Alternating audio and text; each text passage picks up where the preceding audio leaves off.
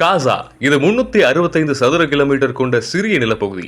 இதில் தென் முனையில் ரஃபா என்கிற 64 சதுர கிலோமீட்டர் கொண்ட நிலப்பரப்பில் பாலஸ்தீனிய பொதுமக்கள் உணவும் நீரும் இன்றி மொத்தத்தில் நிம்மதி இல்லாமல் தங்களின் உயிரையாவது காத்துக்கொள்ள எண்ணி எள்ளளவு நம்பிக்கையில் ஏக்கத்துடன் இருந்தபோது ஹமாஸ் அமைப்பினரில் சிலர் மக்களோடு கலந்திருப்பதால் ஹமாஸ் அமைப்பினரை அழிப்பதற்காக போடப்பட்ட குண்டுகளால் அப்பாவி பாலஸ்தீன பொதுமக்களின் பச்சிலம் குழந்தை, பாலூட்டும் தாய், குடும்பத்தின் நம்பிக்கையான தந்தை என ஏராளமான உறவுகளையும் உயிர்களையும் இஸ்ரேலின் குண்டுகள் பறித்திருக்கிறது.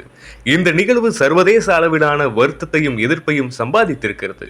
ஆனால் ஏற்றுக்கொள்ள கடினமாக இருந்தாலும் இதுதான் யுத்த யதார்த்தம். காலகாலமாக கொள்கையிலும் நம்பிக்கையிலும் கருத்தியல் ரீதியாகவும் முரண்பட்டு இருக்கக்கூடியவர்களின் இரண்டு தரப்பினருக்கான மோதல்களில் விளை போவதும் யுத்தத்திற்கு காணிக்கையாவதும் அப்பாவி மக்களின் உயிரும் நிம்மதியும் தான். இதுவே யுத்தங்களின் கோர முகம்.